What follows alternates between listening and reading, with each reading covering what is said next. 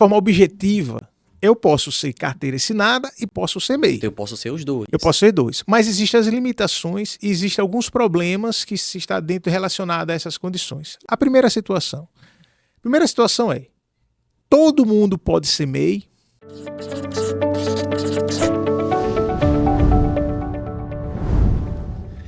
Olá, sejam todos muito bem-vindos ao JBcast, o seu podcast promovendo justiça social.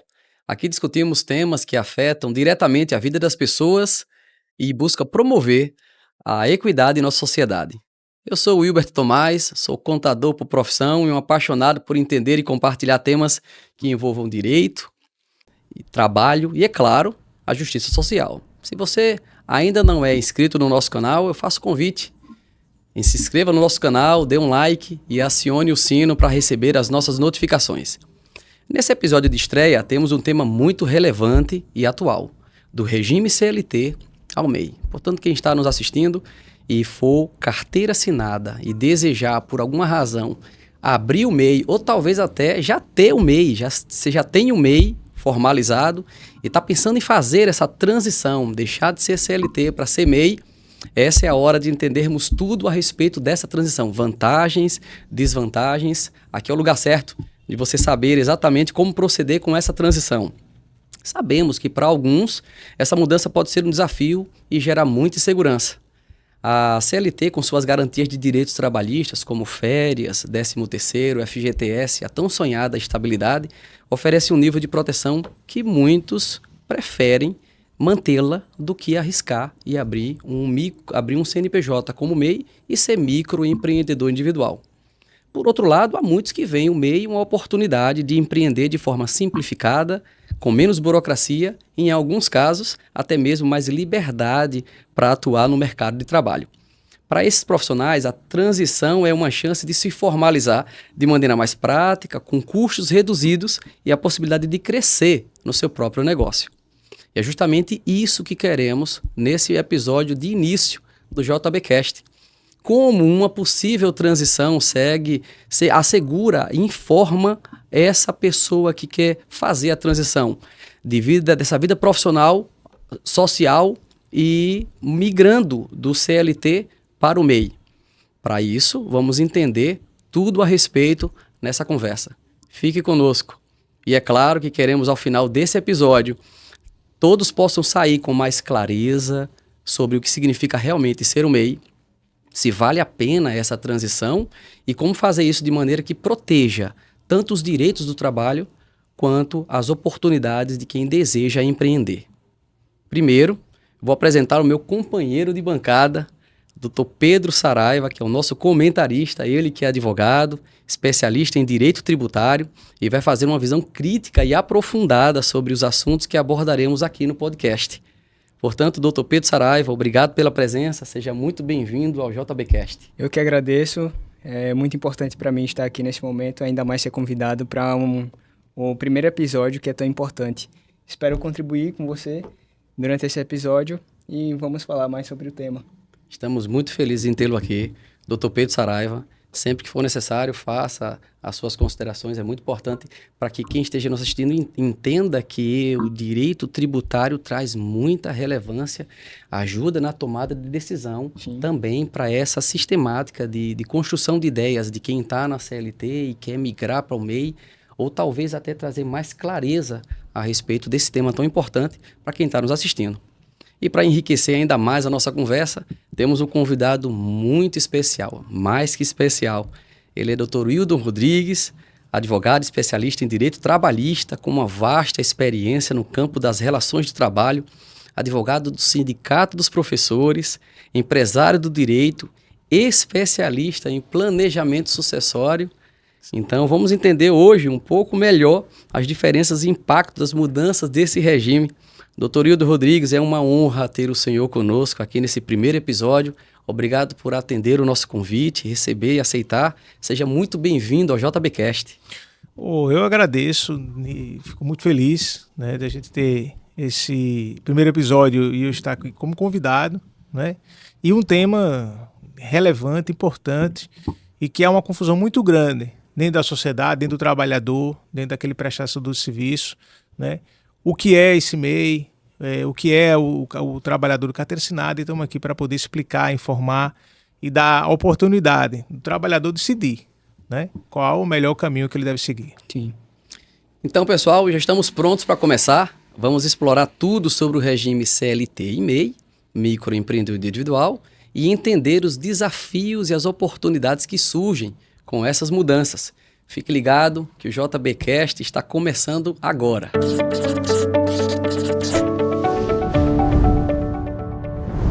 Dr. Pedro Saraiva, explica para a gente, é um tema muito bem discutido, amplamente discutido na internet. O que é o MEI?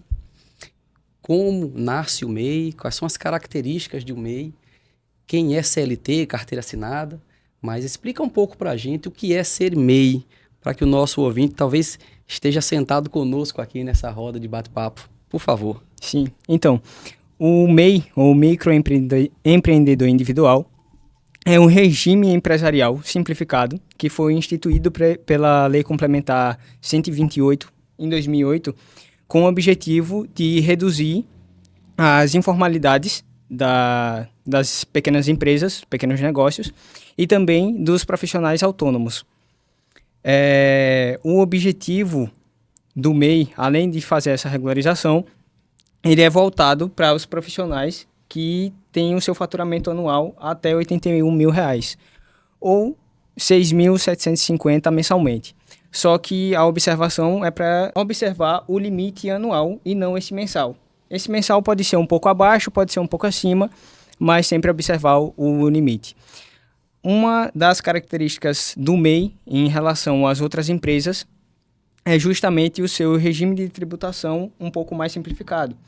O MEI, ele não paga os tributos federais, então ele não paga imposto de renda, pessoa jurídica, ele não paga a CSLL, não paga PIS, não paga COFINS e nem o IPI. O que o MEI ainda paga, se for do setor de comércio, é o ICMS, no valor de R$1 e não com a alíquota, e o ISS, se for prestador de serviço, no valor de R$5. Isso ali no DAG, né, doutor Pedro Saraiva? Isso. Junto com o INSS. Que representa 5% o INSS do total. E doutor Pedro, inclusive, o INSS é a maior parte do DAS, né? Isso. É pago mensalmente e, com isso, existem benefícios para quem faz o recolhimento, né, mensal e não deixa atrasar. Exatamente. Maravilha. Pois, pensando nisso, a gente trouxe esse convidado ilustre tão especial para nos tirar dúvidas pertinentes sobre essa transição, dessa possível transição. A CLT, alterada pela reforma trabalhista, sancionada pelo ex-presidente da República, Michel Temer, caracteriza a relação de emprego, descrevendo que toda pessoa física que presta um serviço de natureza não eventual, mediante salário e sob dependência do empregador, é um empregado. E os requisitos para ser empregado é a subordinação, pessoalidade, onerosidade e habitualidade. Por outro lado, nós temos a figura do MEI, que, como o Dr. Pedro Saraiva falou com tanta qualidade, é um regime simplificado que oferece benefícios na formalização desses pequenos negócios. Eu já começo perguntando, então, Dr. Hildo Rodrigues, quais são as diferenças jurídicas entre um CLT e um MEI? Bom, iniciando com essa pergunta, a gente tende a demonstrar através de exemplo qual é essa grande diferença. A primeira de tudo, o que é o trabalhador seletista? Essa é a primeira pergunta e qual vai ser a resposta. O nome CLT, para muita gente, pode não soar bem. Eu não sei o que é o que é o CLT, mas quando eu me refiro à carteira de trabalho, aquela carteira azul para quem tem a carteira física, ou para quem é a turma mais nova, que tem a carteira virtual, né? Aquele que tem a carteira trabalhista física, aquela azulzinho, também ele tem o virtual. Mas já tem trabalhadores mais novos que não tem mais a carteira física, só tem a carteira virtual que você tira pelo Gov.br. Então, esse trabalhador que tem essa carteira de trabalho, ele é aquele trabalhador que todo mês, ele faça chuva, faça sol, tenha problema ou não a empresa, ele tem que receber o seu salário. Certo. O trabalhador de carteira assinada é aquele que tem que estar no trabalho habitualmente, todo dia, uma vez por semana, 3 vezes por dia, 3 vezes por semana, né? Enfim, habitualmente. 8 horas por dia, 6 horas por dia, 12 por 36. Esse é o trabalhador de carteira assinada. Ele vai trabalhar, vai receber esse salário. Ele vai trabalhar habitualmente. Ele vai ter um chefe, tá certo? Que pode ser um gerente, pode ser o próprio dono da atividade. Ele é aquele que vai ter o direito de férias depois que cumprir 12 meses de atividade profissional. As férias será o salário mais 1/3 desse salário. Ele receberá e passará 30 dias em casa, enfim, passeando, 30 dias sem trabalhar. Ele é aquele trabalhador que ele vai receber o 13º salário. Todos o mês de dezembro, ele recebe um salário a mais do que ele recebeu durante aqueles 12 meses. 13º. Ele é aquele trabalhador que ele vai ter pago, depositado pela empresa, o chamado Fundo de Garantia, FGTS. Ele também será aquele trabalhador que, quando ele for demitido, e essa demissão partir da própria empresa, ele vai receber um aviso prévio, ele vai receber esse fundo de garantia. E o que seria o fundo de garantia? Numa visão geral, o fundo de garantia nada mais é que um salário dele por ano. Tá? Desse fundo de garantia, ele vai receber também uma multa de 40% em cima desse fundo de garantia. E se ele estiver habilitado, ele também vai receber um seguro-desemprego. E vai receber o aviso prévio. Sim. Tá? Nessa rescisão. Então, Tudo isso se for sem justa causa. Tudo. Isso da demissão mais comum. Sim. Né? Que é a demissão sem justa causa. Que é a demissão que a empresa quer o demitir, sem necessidade de dizer o porquê quer ele demitir ou não. Então, esse é o trabalhador de carteira assinada. E o MEI? O MEI é aquela pessoa física que, ao mesmo tempo que ele tem um CPF, ele tem também um CNPJ. Ele é dono da própria empresa. Ele é a própria empresa. Ele é empregado, ele é o patrão. Ele é o patrão. Isso. Nessa situação, ele pode até ter direito a férias se ele se programar. Porém, não é regra. Porque se ele é dono do próprio emprego, e se ele é o patrão de si próprio, para ele ter direito às férias, vai ter que ter uma programação. É tanto que, legalmente, o MEI e o empreendedor são entidade única. São únicos.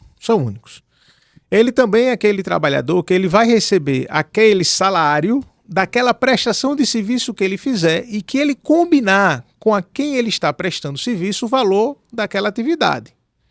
Ele pode receber todo dia, ele pode receber toda semana, ele pode receber todo mês. E isso vai ter uma previsão, que a gente vai falar depois, como é que dá essa previsão. Ele não tem direito a esse fundo de garantia, porque ele não tem ninguém que deposite para ele. Não tem nem segurança de salário. Não tem nem segurança do salário. Né? Ele é aquele trabalhador que também ele não consegue se demitir por si próprio. Então ele não tem um aviso prévio.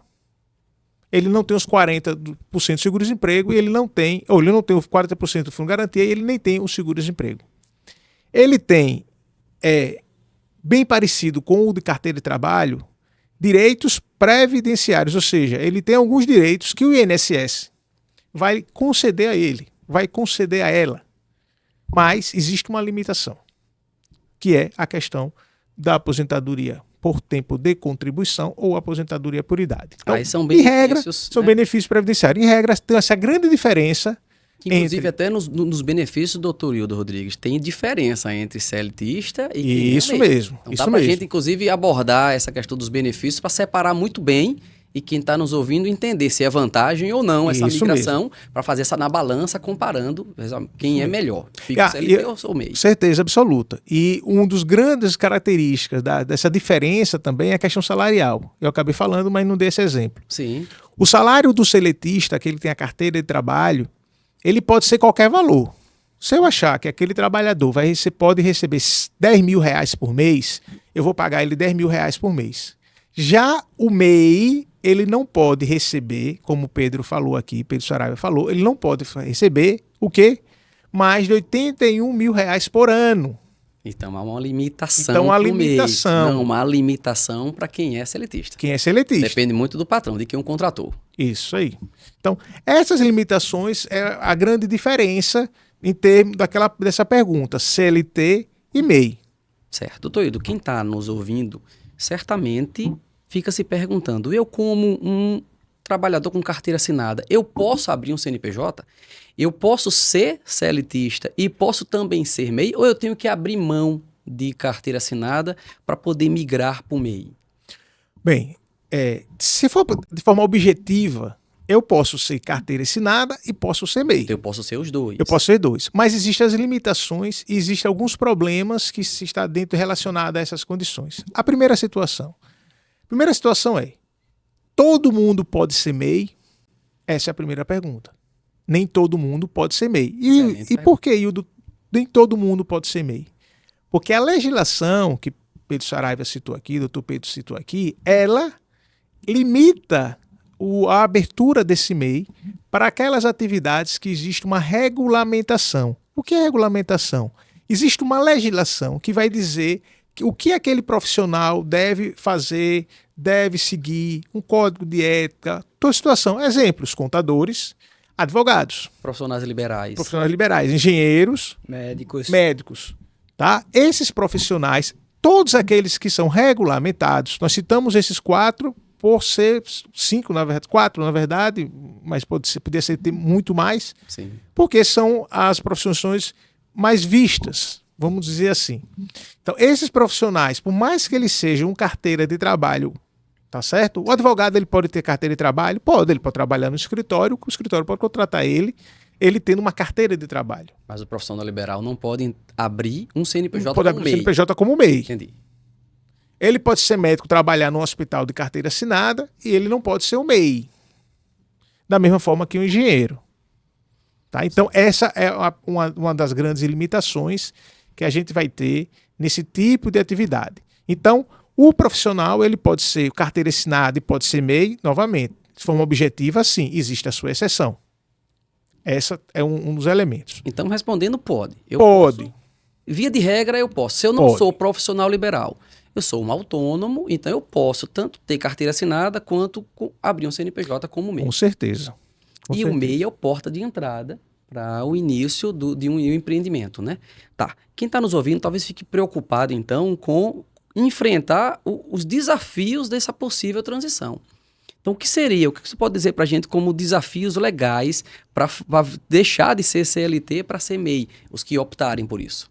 Bom, nós estamos aqui na bancada, aqui no JBcast, com dois profissionais que são importantíssimos, necessários para que o trabalhador que deseje fazer essa migração ou deseje, além de ser seletista, ser carteira de trabalho, também ser um MEI, ele deve procurar esses dois profissionais: o advogado e o contador.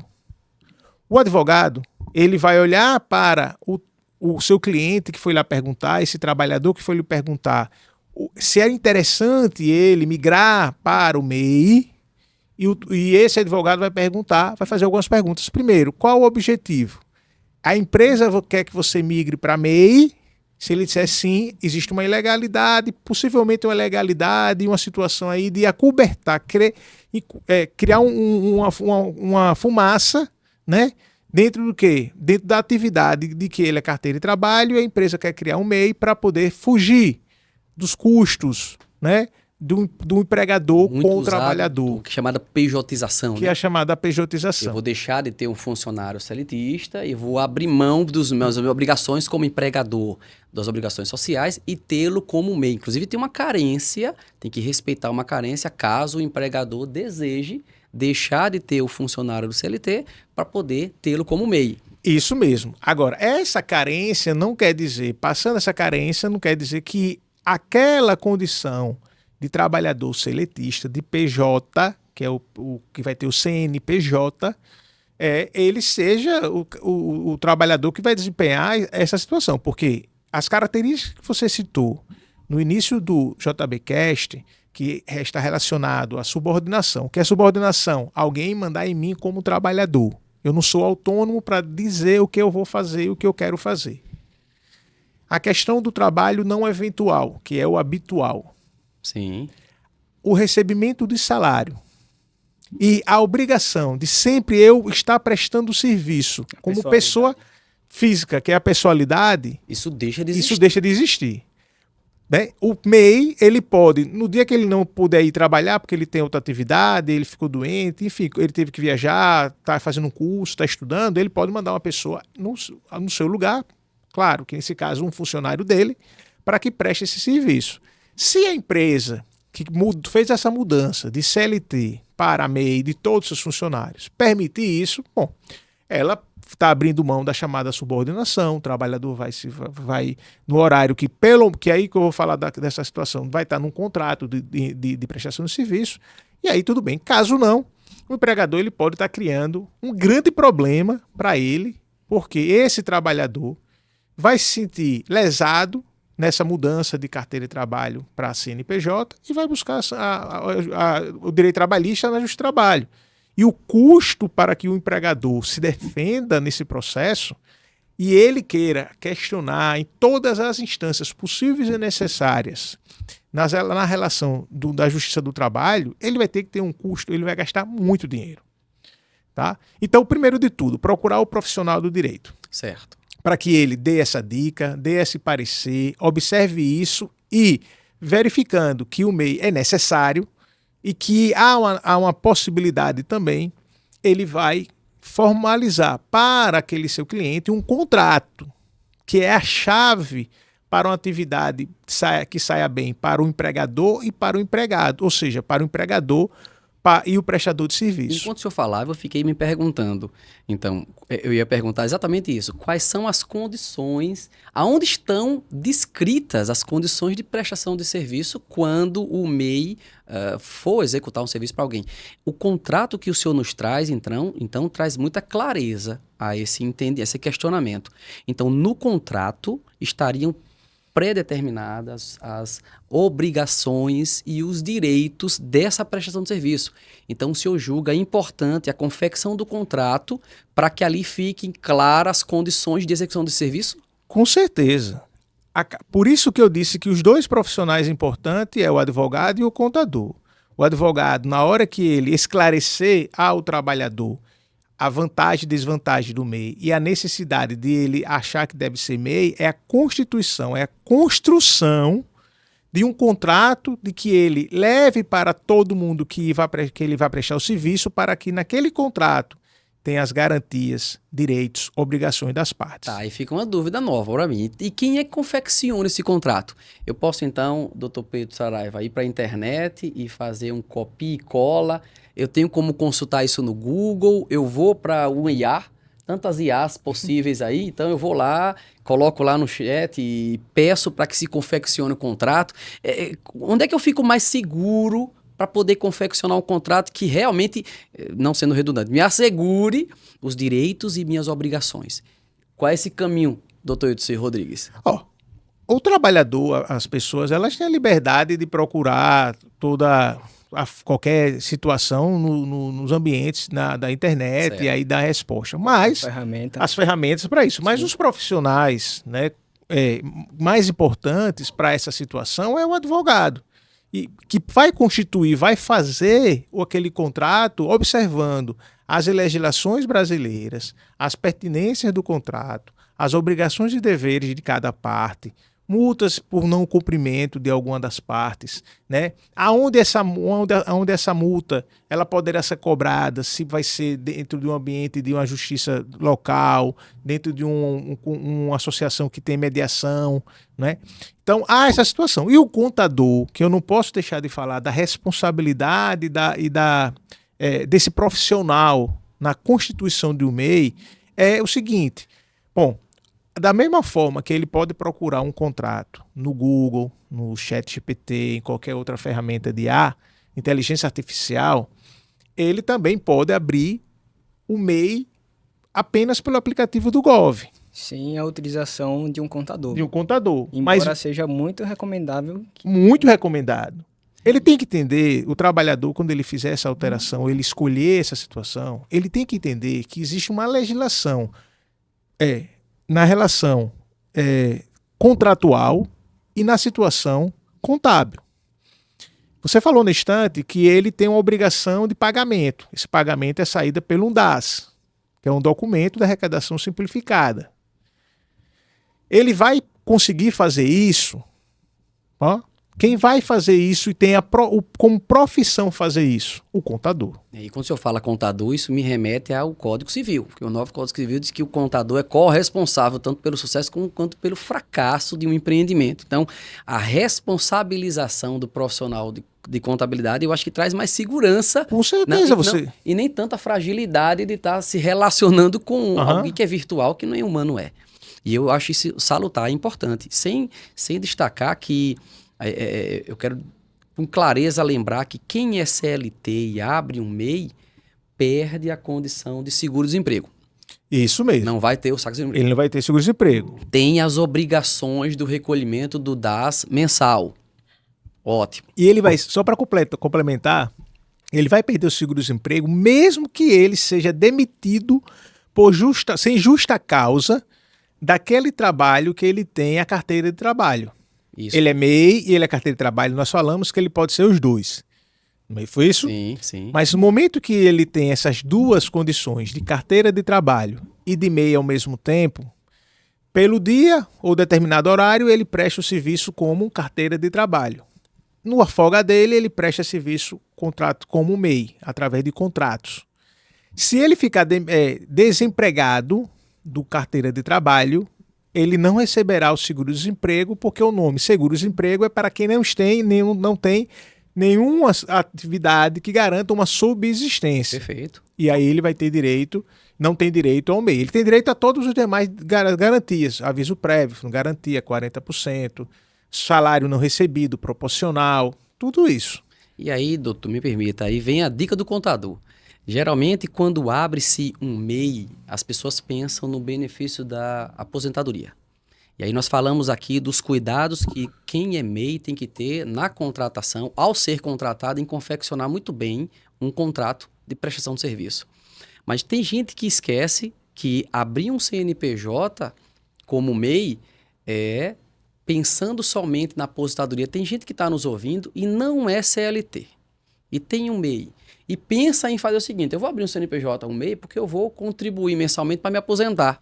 Vou contribuir a menos. Vou contribuir menos. Vou me aposentar. Embora tenha como contribuir, tem um código de GPS que você faz com baixa renda, 5%. Mas ele pensa que abrindo um CNPJ MEI, ele vai contribuir para se aposentar. E vem a dica: a Receita Federal pode baixar esse CNPJ por entender que houve uso de má-fé. Você abre uma pessoa jurídica para poder funcionar como pessoa jurídica, para prestar serviço. Aí me vem mais uma dúvida. Quem é CLT ou quem tem um MEI, quem tem as duas condições ou uma apenas, vai se preocupar com a sua aposentadoria. Aí eu lhes pergunto, dos benefícios trabalhistas, há diferença entre ser CLT e ser MEI? Sim, com certeza. Dos benefícios? Na questão do benefício apenas para as aposentadorias. E que tipo de aposentadoria seria essa? Aposentadoria por tempo de contribuição. Aquele que é MEI, que é somente MEI, e ele contribui para o INSS com apenas 5%. 5 ou 11% do valor que ele arrecada da sua atividade profissional, ele só será aposentado por idade. Somente por idade. Ele não se aposentará por tempo de contribuição. E eu vou dar um exemplo. Não usar as regras de transição e se beneficiar agora sendo MEI, não? Não. A regra de transição de 2019 não é para essa atividade. Essa situação não alterou para fins em termos de 5 ou 11% de contribuição. Mas vou dar um exemplo para ficar bem claro aqui. A legislação do MEI é de 2008. 2008. Tá certo? Então vamos usar 2008 como um limite para esse exemplo. Vamos dizer que o trabalhador, seja ele homem ou mulher, já tenha 21 anos de atividade antes de 2008. 2008 para cá nós temos 17 anos, né? Isso. É isso mesmo? 17 anos. Então vamos dizer que ele tenha 20 anos, para facilitar aqui. Ele tem 20 anos de atividade profissional antes de 2008. Ele era carteira de trabalho assinada. Ele viu a necessidade, quando criou a lei, de se criar um MEI, porque ele achou que era melhor para ele. Ele procurou o advogado, que deu todas as orientações, fez um contrato para ele. Ele procurou o contador, que fez a abertura, que tem a responsabilidade de todo mês apresentar para ele o DAS, que entrega a ele as notas fiscais das atividades que ele presta às pessoas físicas, jurídicas, as pessoas jurídicas, né? As pessoas jurídicas, as PJs, porque pessoa física ele não tem obrigação de conceder, de dar a nota fiscal, tá certo? E ele achou melhor fazer isso, porque ele vai ter uma vida mais livre, né? Horário de trabalho ele que vai fazer, tudo isso.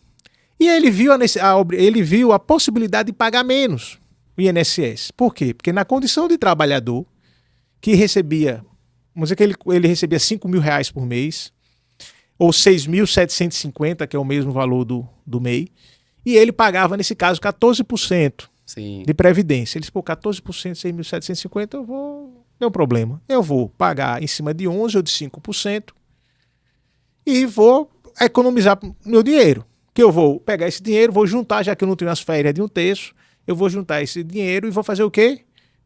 Quando for em dezembro, janeiro, esse dinheirinho da sobra vai ser minhas férias. E assim ele fez. E ele já tinha 20 anos, ele ou ela. Nós estamos em 2015, então nós já temos aí em torno de 17 anos. Não é isso mesmo? Entre 2008 e 2025, nós temos 17 anos. Aí ele passou 17 anos pagando, tá, sobre 5 ou 11%. Certo. Com 20, ele tem 37. Teve a mudança da aposentadoria em 2019. Ele não tem 65 ou ela não tem 62, tem em torno de 57, 58 anos. E vamos dizer que ele, com 37 anos de contribuição e com 50 e poucos anos de idade, ele, eita, vou me aposentar por tempo de contribuição. Isso é muito Paguei interessante. 37 anos. Vou me aposentar. Peraí, segura aí, doutor. Não, segura, desculpe. Vamos lá. Aí tá muito, agora tá interessante demais falar sobre aposentadoria. Então vamos lá. Quem é empregado contribui obrigatoriamente. Obrigatoriamente, todos os o meses. recolhimento e a retenção e recolhimento por parte do empregador. Que Então, pode, começa lá. agora, em 2019, de 7,5% a 14%. Perfeito. Então, de 7,5 para quem é um salário mínimo, de 14 para quem é 8.100 alguma coisa. Então, o empregado, ele não escolhe fazer a retenção e recolhimento do INSS. Ele é compulsório. Empregador. Quem é MEI, opta, então, é isso que a gente está chegando agora, opta por contribuir com o mínimo, que é o obrigatório. Isso. E se não contribuir com o mínimo, ele vai estar com inadimplência e pode comprometer, inclusive, o seu CPF. E então ele pode programar Agora, peraí, uma pergunta agora que ficou na minha cabeça. Então eu posso programar minha aposentadoria diferente do salário mínimo, que todo mundo sabe que MEI tem a condição de se aposentar com um salário mínimo federal. Então, o MEI que tem a atividade mensal de, por exemplo, R$10.000, ele tem uma renda mensal de R$10.000. Mas aí ele está contribuindo só com o DAS mensal. Então, na melhor idade, ele só vai receber um salário mínimo. Então, o senhor está trazendo para a gente um cenário novo. É possível, então, programar minha aposentadoria se eu deixar de ser empregado, migrei para MEI e agora quero me aposentar com um salário, com um valor maior. É isso que está nos apresentando. E outra, vou além. Então, eu me recordo que uma das nossas conversas, o senhor estava me explicando sobre a condição de não ser tão favorável contribuir para o INSS para receber da Previdência Social. Então, eu posso, como MEI, procurar um advogado e ele me instruir de qual seria a melhor forma para, na minha melhor idade, eu receber um valor significativo financeiramente. É isso que o senhor está explicando para nós? É possível fazer isso, sim. É possível. Mas o que eu quero alertar nesse ponto aqui, é possível, eu vou explicar essa possibilidade. Sim. Mas quando eu faço isso, eu tenho que entender que os meus 37 anos de contribuição, sendo 20 anos obrigatório, entre aquilo que a legislação prevê ou previa para o pagamento mensal de 7,5% a 14%, eu mudei para 5% ou 11%. Tá certo? Certo. Pronto. Nessa situação, como eu falei, eu já tenho 37 anos de contribuição. Mas eu, homem, ou eu, mulher, homem, 65 ou 62, eu não tenho essa idade ainda. Eu estou na fase dos 57, 58, 59 anos. Quando eu pego a legislação de 2019, as novas regras da Previdência Social, eu olho e digo, eita, já tenho 37 anos, tenho minha idade, vou me aposentar por tempo de contribuição e vou feliz para o INSS. Você não se aposenta por tempo de contribuição. Porque quando eu alterei de 5% a 11%, Eu saio da possibilidade de aposentadoria por tempo de contribuição e só tenho condições de me aposentar por idade. Por idade. E na aposentadoria por idade, por mais que eu já tenha todos os tempos de contribuição, que pode ser 15 anos para quem estava contribuindo antes de 2019, ou 20 anos para quem começou a contribuir depois de 2019, eu completando 65 anos homem, 62 anos, eu me aposento. Mas, fazendo a observação e respondendo essa pergunta sobre o planejamento previdenciário, seria interessante que, quando eu procurar o advogado, eu procurar o contador, com o advogado eu vou dizer, olha, eu quero fazer a migração e eu quero me aposentar com um valor acima de salário mínimo. Perfeito. Bom, se eu faço isso e se eu faço essa pergunta ao profissional do direito, ele pode fazer um planejamento previdenciário, dizendo, olha, você não vai pagar sobre um salário mínimo que é o 5%. Você pode pagar 11% sobre outro valor, que aí é o estudo que vai dizer, levando em consideração algumas métricas, algumas informações, para que você pague durante 15 anos, tá? Lembrando que ele já tinha 20 de pagamento, ele pode pagar somente mais 15 a partir de 2008, e ele fazer um planejamento para se aposentar por idade, porque eu falei nesse instante que ele não se aposenta por tempo de contribuição, se ele continuar pagando 5 ou 11%, mesmo que ele já tenha os pagamentos como trabalhador seletista, mas ele pode, na idade de 62 a mulher e 65 o homem, ele receber uma aposentadoria maior do que um salário mínimo. 4 mil, 5 mil reais, 6 mil reais. É possível? É possível. Então, esse planejamento, ele pode sair muito bem se no momento que ele alterar de seletista para o MEI, ele tiver com os profissionais corretos, ou seja, ele procurar os profissionais do direito e procurar os profissionais da contabilidade para que os dois orientem como ele vai fazer o planejamento previdenciário e como ele vai fazer as contribuições dos seus tributos para o governo. Como isso é interessante. A gente sabe que o MEI, como o doutor Pedro Saraiva falou, não é obrigado a ir para um profissional para fazer a abertura do CNPJ. Então, eu posso ir lá no site, eu posso ir no Sebrae, eu posso confeccionar um CNPJ do MEI sem auxílio de nenhum profissional. É óbvio que nós estamos aqui dando um aviso importante para que procure profissional, para que com conhecimento, com cuidado, a gente vê muito isso nos escritórios de contabilidade, empresários que abriram o CNPJ não tiveram as orientações básicas e acabam incorrendo em erros infantis que acabam comprometendo, como por exemplo, eu sempre julgo que contador é importante para o MEI quando ele é comércio e compra fora do estado de Sergipe. O cálculo de ICMS não vai ser correto e ele às vezes esquece da existência desse pagamento, dessa contribuição obrigatória, imposto devido ao Estado, e aí acaba incorrendo numa bola de neve. Sempre vai aumentando pelas compras que é feita fora do Estado. Então procura um profissional de contabilidade. E ele, se acontecendo isso, ele pode ter aberto um processo administrativo tributário pela Receita Federal. Isso. Ele ter que responder inicialmente de forma administrativa por essa situação que você comentou. Inscrição em dívida ativa. Dívida, não ter facilidade de pegar crédito, porque o MEI tem essa facilidade de pegar crédito, é o que está na lei. Ele não vai ter mais essa facilidade. Ele vai criar um problema para a vida dele, porque o CPF dele, o CNPJ, como você comentou, eles estão próximos, ligados a um outro.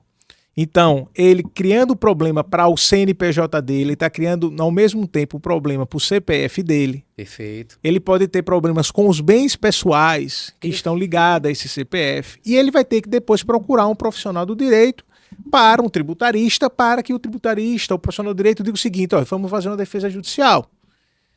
E aí tudo aquilo que você ganhou de vez em quando, né, na sua atividade profissional, seja ter que você pagar os honorários do profissional de contabilidade e o profissional de direito. É isso porque mesmo. Você não procurou o profissional certo. É isso mesmo. E você pode, é um exemplo, só para concluir essa parte, você pode ir na farmácia e comprar um remédio que está lá livre para você comprar sem necessidade de médico. Né? Você vai comprar um inflamatório, vai comprar um remédio de febre, mas se você, quando usar aquele remédio, você tiver um problema você não se adapta ao remédio, né? Uma alergia. Uma alergia. Você tem um problema alérgico, você morre. Porque você não procurou o profissional médico para dizer, ó, eu tô com essa dor de cabeça. Aí o médico vai perguntar, quando for fazer conversar com você, né? Vai perguntar, você tem algum problema com alergia no medicamento? Eu tenho. Com AS, com não sei das quantas, ele vai, você não prescreve nenhum medicamento que tenha uma substância daquela que você é alérgico. Ou até sobrevive, mas gasta muito mais do que se fosse apenas uma consulta inicialmente. Isso mesmo. Então, é interessante que todos aqui que nos ouçam e que nos veem, ao querer abrir um MEI, eles procurem os profissionais do direito e os profissionais da contabilidade, para que as orientações elas se encaixem no que as legislações falam sobre isso. E esse exemplo do remédio é formidável. Eu também uso muito para dizer que a dosagem é dada quando o paciente relata com clareza o que está sentindo. Sim. Porque se o empresário chega para o contador ou para o advogado e não conversa tudo que fez, às vezes a dosagem, ou seja, a ação é diferente. O que os senhores disseram claramente para a gente aqui, para quem está nos ouvindo, é que há essa confusão mesmo entre pessoa física e jurídica. Se a gente olhar o CNPJ de um MEI, a gente vai observar lá que a natureza jurídica é 213-5, empresário individual. Isso quer dizer que os bens pessoais respondem solidariamente, de forma ilimitada, a todas as obrigações tributárias, fiscais, trabalhistas que ocorrerão naquele CNPJ. E há quem faça extingue o CNPJ, acaba acreditando que vai extinguir também que vai sair, a dívida, né? Olha, vamos baixar o CNPJ MEI e assim vai deixar de existir. Não, como o doutor Pedro Saraiva falou com clareza, e o senhor, doutor Hildo, há uma cadeia de cobrança, sai da Receita Federal, vai para o âmbito da dívida ativa, sai da dívida ativa, vai para execução, e aí aquelas dívidas do MEI, mesmo com o CNPJ MEI baixado, que existam, vai para o CPF. Exatamente. E aí compromete certamente o CPF, as contas bancárias e os bens do empresário. Tamanha a importância de buscar. Doutor Hildo, foi uma resposta brilhante a respeito do contrato. Eu acho que fica muito claro o cuidado que o prestador de serviço, o MEI, precisa ter ao formalizar essa contratação. Mas aproveitando que a gente está falando sobre essa questão tributária, e eu estou com um advogado tributarista do lado, especialista nisso, eu queria entender um pouco melhor sobre essas obrigações fiscais. Então eu pergunto, quais são as obrigações fiscais de um MEI comparado com um funcionário da CLT? Bom, o MEI ele tem a obrigação de pagar o DAS, fazer o recolhimento do DAS mensalmente e de entregar a declaração também anualmente. Enquanto o DAS NC-MEI, né? Isso. A declaração anual. Declaração anual. Enquanto o CLT ele não tem essa obrigação, nem com o recolhimento de DAS, nem com fazer a declaração. Além das outras obrigações, como a gente já falou, se ele não fizer esse recolhimento, ele não tem direito também a alguns benefícios previdenciários, porque estão ligados ao recolhimento DAS. Fora que, se não fizer o pagamento do DAS, incorre naquele problema que a gente comentou agora há pouco, da dívida acabar indo para o CPF do empreendedor. Que ótimo, então dá para colocar na balança, então quais são os benefícios, as obrigações. Por falar em balança, essa é a hora da balança. Vamos lá. Então.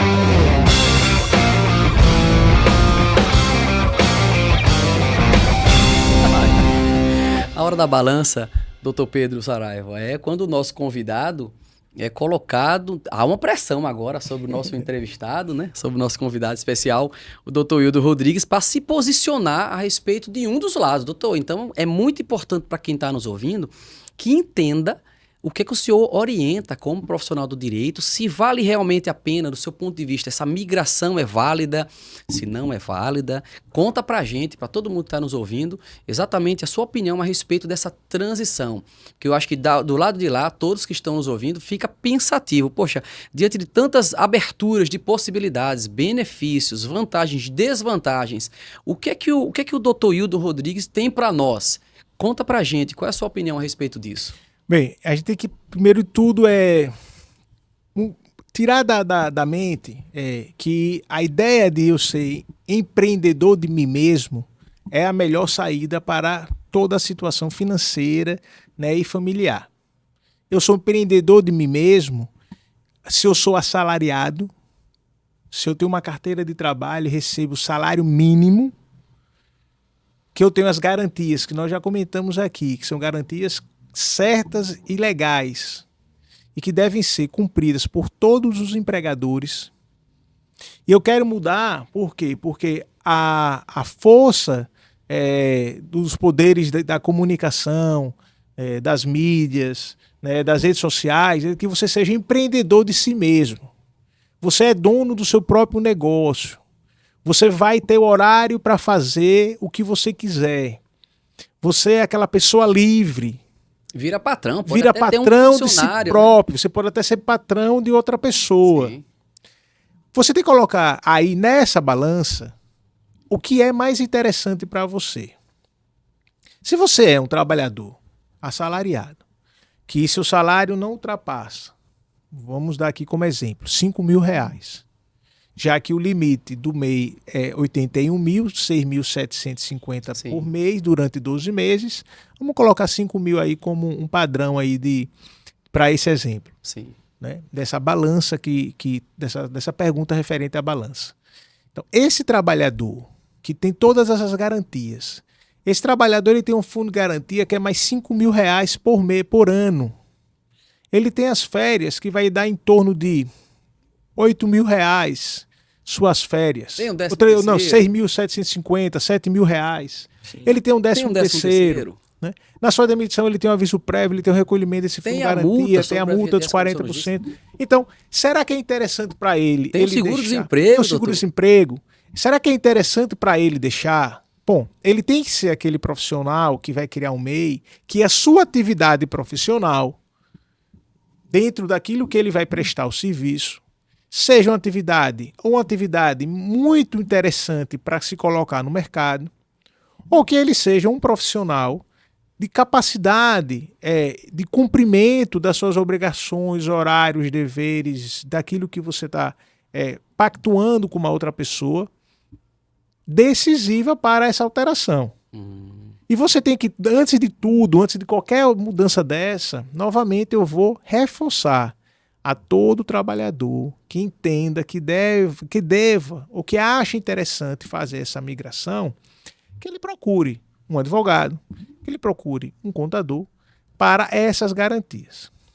Porém, se ele tiver essa situação de seletista, de carteira de até R$5.000, não tiver nenhuma situação de expertise, ou seja, ele não tem nada aquilo que ele possa entregar para uma excelente prestação de serviço, para que ele possa ser uma grande diferença no mercado. Porque a diferença no mercado não é só ele fazer atividade de MEI, ele tem que ter uma atividade que seja muito diferente, que as pessoas o procurem para ele prestar esse serviço, ele sempre tem essa atividade profissional. Se porventura, se ele for esse profissional que tenha tudo isso, ótimo, ele vale a pena. Mas se ele não tiver e ele ficar no sonho do empreendedorismo de si próprio, não vale a pena. Ou querer copiar o sucesso de alguém. Ou querer copiar o sucesso de alguém. Não tem uma expertise específica para poder atuar. Isso mesmo. Ou querer apenas abandonar, eu não quero mais ser empregado. Pois então, a resposta do direito muito clara para a gente é depende. É isso que o senhor está dizendo para a gente, doutor? E depende de cada situação. Importante ele procurar os profissionais do direito da contabilidade, procurar o profissional do direito para que, depois que ele procurou o profissional da contabilidade, formalizou toda essa situação contábil, procurou o advogado e o advogado disse assim, olha, vamos vamos criar um contrato que garanta essa situação de obrigações, deveres, cumprimentos. Essa do contrato. O contrato, ele é um elemento essencial para que o seu empreendedorismo de si próprio dê certo. Tá? É essa grande situação. Ah, mas eu sou um entregador, eu preciso de contrato. A depender do que você faça, sim. Tá? Eu sou entregador de aplicativo. No aplicativo existe um contrato para quem vai cumprir aquele contrato. E você precisa se arriscar a ponto de ultrapassar todas as condições de limite de velocidade, lugar, se arriscar em várias situações para você entregar aquele produto. Bom, O contrato, com certeza, ele não prevê que você ultrapasse os limites da lei para você entregar determinado produto. De vez em quando eu preciso, porque a quantidade vai me fazer ganhar mais. Não é? Mas, se eu sou uma pessoa que tem essa expertise, eu não necessito de fazer tudo isso.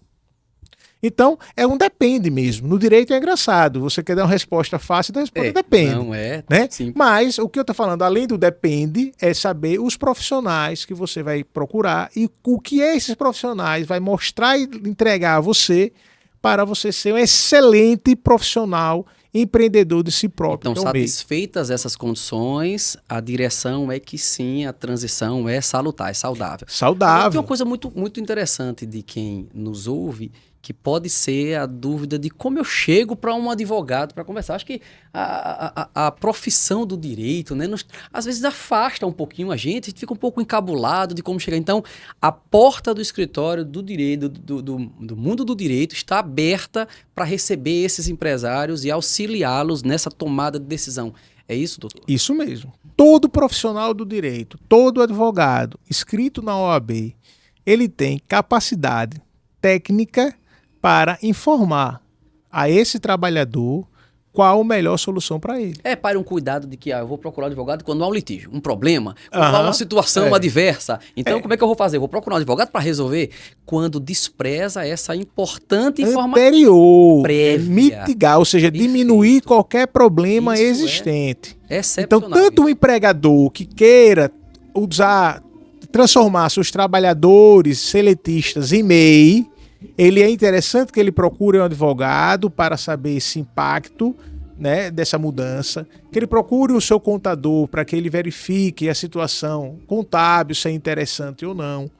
Então, se esses profissionais, o empregador que quer mudar o seu trabalhador para seletista, ou o profissional que é seletista, que quer ser MEI, se ele não tiver junto ou não procurar esses profissionais, essa resposta dessa balança não vai ser depende, vai ser problema.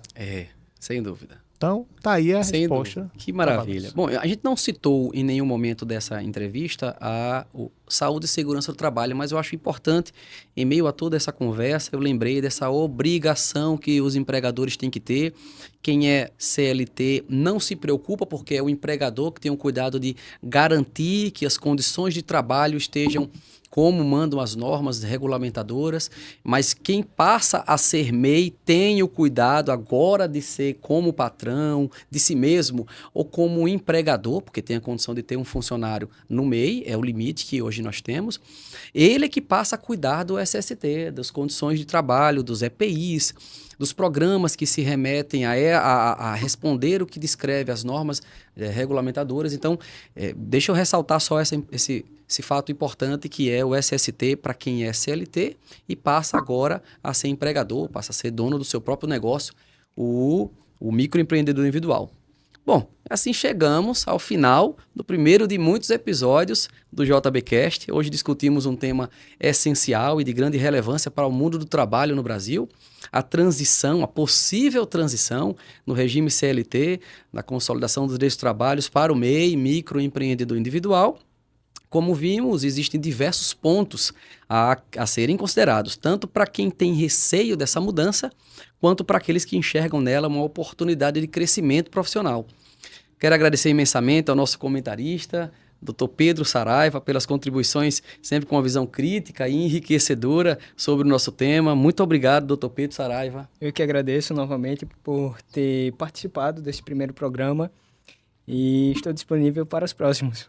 Que ótimo. Agradecer ao meu amigo, ao nosso convidado especial, Dr. Wildo Rodrigues, que trouxe sua experiência e conhecimento para nos ajudar a entender melhor as implicações dessa transição.